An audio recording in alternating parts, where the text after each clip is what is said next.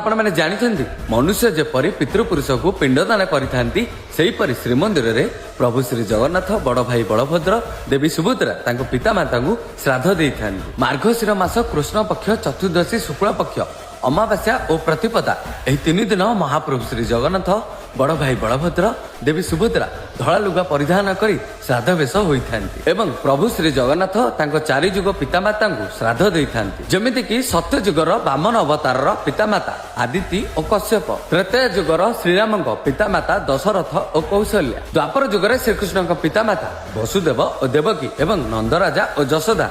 जेहेतु राजा इंद्रद्युम्न और रानी गुंडीचा कई संतान नथिबारु कली जुगरे प्रभु श्री जगन्नाथ राजा इंद्रद्युम्न और रानी गुंडीचा को श्राद्ध देइथांती। एही देव दीपावली 3 दिन श्रीमंदिर नीलचक्र और दधिनौती जगन्नाथ नाम और हरिबोल ध्वनि प्रकम्पित करी महादीप उठिथाए एवं श्रीमंदिर दीप द्वारा आलोकित होता है। यही हूँ आम महाप्रभुंकर विचित्र लीला। जय जगन्नाथ।